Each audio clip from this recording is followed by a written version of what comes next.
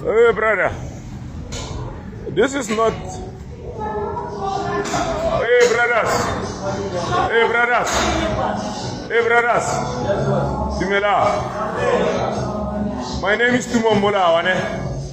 I'm the Northwest Province Small Business Development Council Chairperson. Brother, we cannot allow this. We cannot allow artisans and laborers coming from other provinces to come and work in our land, in our vicinity, in our town, whereas our people are the consumers here.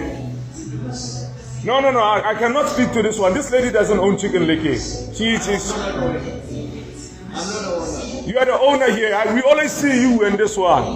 Maram saying, brother, listen. I'm not here to fight or whatever. But I am telling you guys, we cannot accept this. We cannot be accepting this. Look at this guy, man. Look at this guy. Huh? Look at these laborers. Look at these artisans. These are not our Botswana people from the Northwest Province. Look at this guy. You want to tell us that we don't have people with this skill in the Northwest Province? No, this is unacceptable. But our people are the ones that should come and buy more Chicken Licky. Look at this guy. You want to tell me that in the Northwest Province, in Mafikeng, we don't have anyone that can do a tile like this? No, this is unacceptable. This is unacceptable. We cannot be, this is unacceptable. This is unacceptable. We cannot be having laborers coming from Gauteng, coming from everywhere to come and buy in Nebo road. And then our people, they must come. But then when there are business opportunities and job opportunities, who benefit our Gauteng. But our people do not have.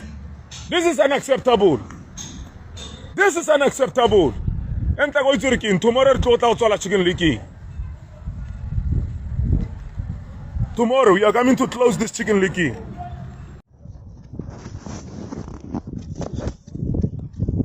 Hey, ndabweraso inega ndala gore basi. Bevana malawe ndikubala sanjinga maziwa bekuti katupika zirimba. Nde tukubala sanjinga pamenepa. Nditu koma tuvasirani benika kuteti kuzori pali chimpepo koma tikuzori muzindimva. Ya, akulu leloli ndabwera ndi nkhani za anthu atatu koma ndigawa peace kuti nthawi isachuluke. Ine kandala gore basi ena mukuri kandala kandevu za golide ena mukuri father of the nation iya kumene kuti sapite koma ndimakunyadira na Malawi ndipo Malawi tiyentipizeni kukondana tiyentipizeni kugawana ma information koma no nkhani imene ndabwera nayo pano ndisataye gagandiwa amatero sindizwa ngati mukundimva koma ndikhulupirira mukundimva mwachisomo. Pali anthu atatu amene akutsogolera zothamangitsa anthu m'dziko lino. Anthu atatu amenewa onse ni mazulu koma anthuwa kuti mwafufuze ani ma personal issues ndi anthu obwerafe. Wina akudana ni Nigeria kwambiri, wina akudana ni anthu aku Malawi, anthu aku Zimbabwe. Koma kuti mwaona anthuwa akuoneka kuti they had personal crashes ndi anthu obwera. Pali Ngizwe Mtunu ndi pali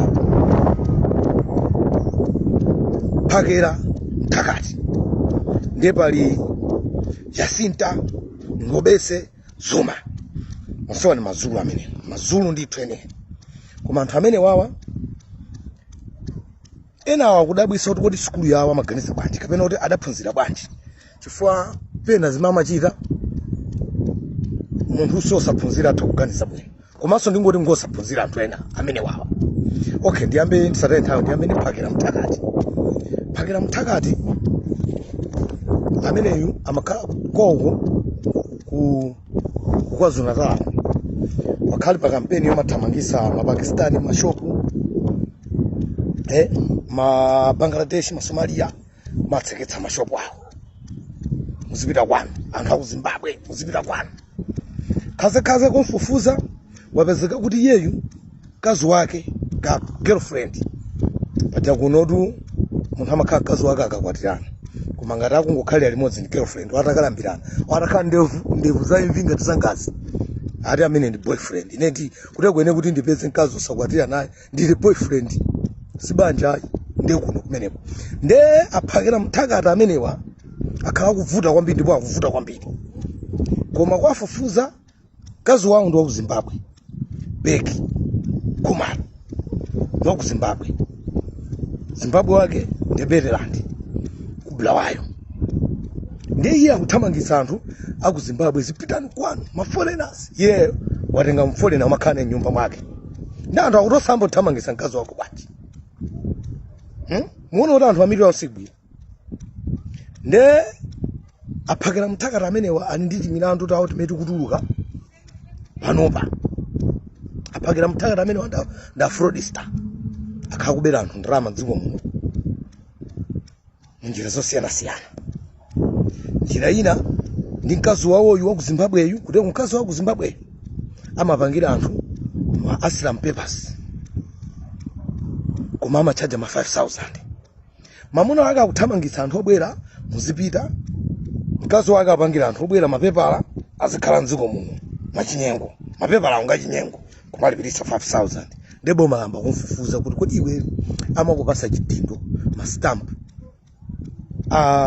home affairs ndi ndani kuti kupakali pano akufufuzidwa ankudzinga sono munguona ati kuti anthuwa akumenya nkhondo ma personal issues mamuna akazi wapseza ali ngati osaka nyama wino ayima uku ndi chibonga wina akazikusa nyama zija ku nyama zija pothawira kuzokomana nchibonga ndi amuna awa akumapita mopseza anthu zipitani kwanu ndi anthu poopa tipakhale mapepala akuthamangira kwa mkazi ake ukapangisa mapepala iwo akudya ndalama mamuna yemweyu kuti muone kuti anthu andopusa kwambiri akuderera boma akunena kuti iyeyo atha kugwira ntchito kuposa immigration akuti ampase 5 million ampase 5 million pepani tupala sabe njinga ampase 5 million iye ndanya mataka akakhale maboda for 2 months 5 million yari ndi yachakudya chokha basi ndakakhale maboda for 2 months aona kuti 2 months imene palibe ati alowo obwera mdziko ndanthu akumfunsa kuti kodi iweyo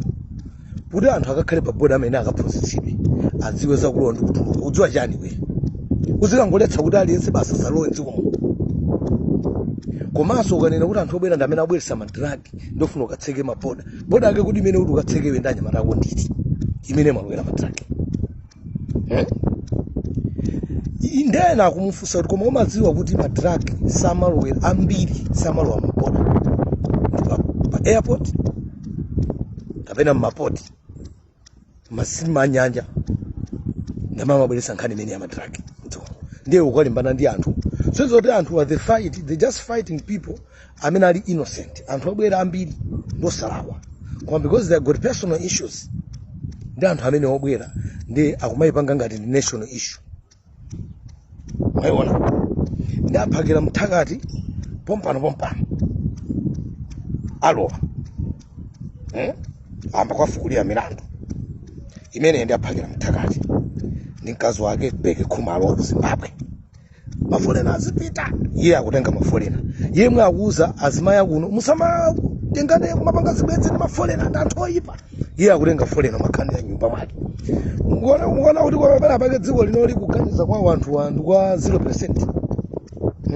Ndi anthu obwera tenti mpeni tima mulungu atimenyera nkhondo tenti mpeni kupemphera anthu akufukulidwa zimilandu ndi second episode sakutese nthawi fa kuti ma video yanga kumatalika anthu akudandaula ndi second update ikhala ya Ngizwe Mtunu kuti Ngizwe Mtunu akudana ndi Nigeria chifukwa chani ndikufotokozerani yonse ndi ndibwera ndi ya Jacinta Zuma kuti iye akudana sonda anthu obwera chifukwa chani ndikufotokozerani yonse komanso ndikufotokozerani ya uja watula pansi uja wadudula chifukwa wawa ndikuwathulawa ndi amachoni machi sadudula yani machoni machi nimene apanga take over dudula pano yazizira komana anthu atatu amene ndatchulawa Jacinta Zuma Ngizwe Mtunu ndi phakira mthakati anthu amene akusogolera kuthamangisa anthu ziko muno apanga take over dudula koma anthu amene wawa akusokoneza kwambiri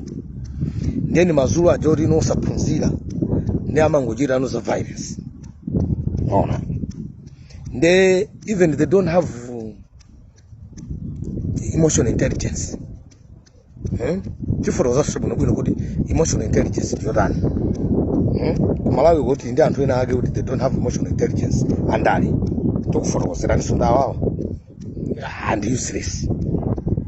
Kwani someta mpapa shupa tokawa nzeru kameno nyamula njero atokawa nzeru koma awana ukhani mlayi kuti no apezeka mndalemo ndi muzaona zinamankhula koma iyi ndi aphakira mtakali ndendo kubwera ndi anjani ngizo ntuno zongo kwambira malawi mwakoma nonse hala ambiri Malawi apatebe flag ifati kwa Sanjinga zongo kwambiri Malawi.